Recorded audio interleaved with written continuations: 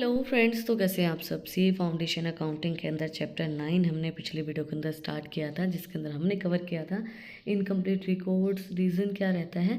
तो अगर आपने वो वीडियो नहीं देखी है तो प्लीज़ प्लीज़ इस वीडियो को यहीं पे पॉज कर दें, क्योंकि हमारी जो ये वाली वीडियो है ये उसी से लिंक है। आज हम कवर करेंगे features of incomplete record and limitations of incomplete record. तो प्लीज़ आप पहले पिछली वाली वीडियो देख के आना, उसका जो लिंक है मैंने डिस्क्रिप्शन में डाल दिया है। आई होप आपने वो वीडियो देख ली होगी। तो अब हम स्टार्ट करते हैं features of incomplete records. There are of incomplete record are as under is an irregular process of recording transaction. Incomplete record वो होते हैं जिसके अंदर सही प्रोसेस यूज़ नहीं की जाती है ट्रांजेक्शन्स को रिकॉर्ड करने के लिए। इरेगुलर प्रोसेस होती है ट्रांजेक्शन को रिकॉर्ड करने के लिए। And personal transaction of owners might be recorded in the book cash book. जो पर्सनल ट्रांजेक्शन्स होती है ओनर की, वो कैश बुक के अंदर रिकॉर्ड की जाती हैं। टू डिटरमाइन प्रॉफिट और loss for taking and other data, certain figures can be obtained only from an original voucher such as sales or purchase invoice etc. Therefore dependency on original voucher is necessary। जो हमारी incomplete record होते हैं जिसके अंदर हम single entry का use करते हैं, छोटे छोटे बिजनेस ही करते हैं, बड़े बिजनेस के अंदर ऐसा नहीं होता। लेकिन जो छोटे बिजनेस होते हैं वो कैश बुक को बनाते हैं। तो उसके अंदर क्या होता है कि जब आपको कोई भी ट्रांजैक्शन देखनी है, प्रॉफिट एंड लॉस को देखना है कि भाई प्रॉफिट कितना हुआ, लॉस कितना हुआ, सेल कितनी हुई, परचेज कितनी हुई, तो आपको ओरिजिनल वाउचर्स के ऊपर डिपेंड रहना पड़ेगा। आप उन इनकम्प्लीट रिकॉर्ड्स को के अकॉर्डिंगली आप नहीं पता लगा सकते हो कि प्रॉफिट इतना हुआ, लॉस इतना हुआ, क्योंकि उसके अंदर आपने सिर्फ और सिर्फ सिंगल एंट्रीज ही की हैं। Companies maintain records according to their preference and requirement and their accounts are not relative due to lack of consistency। बहुत सी कंपनी ऐसे होती है जो अपने प्रेफरेंस और अपने रिक्वायरमेंट के अकॉर्डिंगली अकाउंट्स को प्रिपेयर करती हैं। ये ज़्यादातर छोटे छोटे जो बिजनेस होते हैं वही करते हैं। और ये जो अकाउंट्स होते हैं फिर ये कंसिस्टेंसी नहीं होती है इनके अंदर, सही नहीं होते ये अकाउंट्स।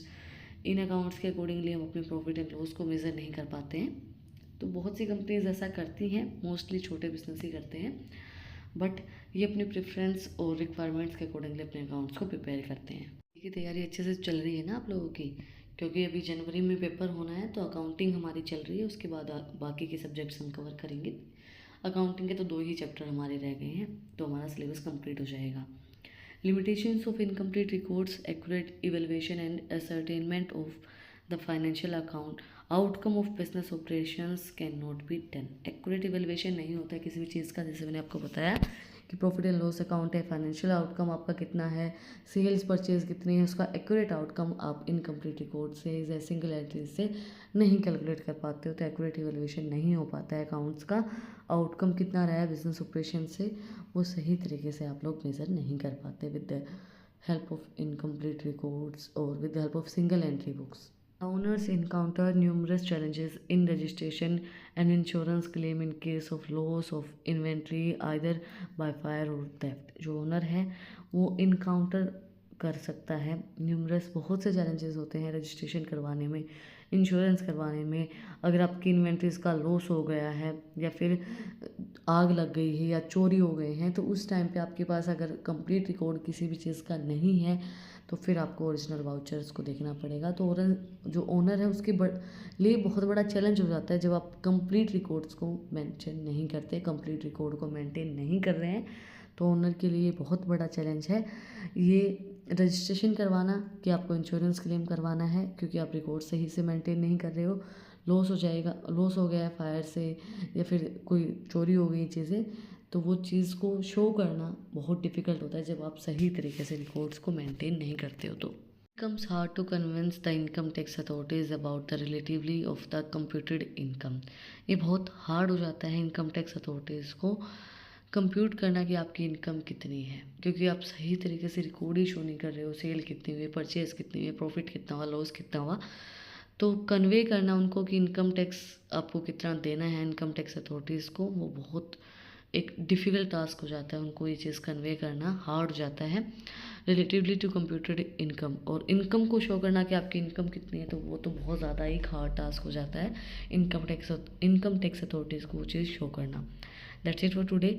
इसी के साथ हमारा जो चैप्टर 9 है वो कंप्लीट हो गया है, छोटा ही चैप्टर था।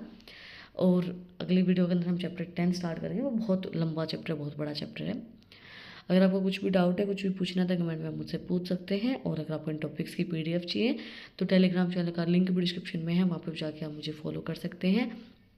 और भी इंटरेस्टिंग रील्स को देखने के लिए इंस्टाग्राम चैनल का लिंक भी डिस्क्रिप्शन में है, वहाँ पे भी जाके आप मुझे फॉलो कर सकते हैं। और अगर आपने यहाँ तक वीडियो को देखा है, सब्सक्राइब के बटन पे एक मुक्का मार दो और बेल आइकन प्रेस करो, ताकि जो सबसे पहले अपडेट है वो आप लोग के पास आए। फिर मिलते हैं एक नई वीडियो के साथ, अगले टॉपिक के साथ। Like share and subscribe. Thank you for watching my video and enjoy your life.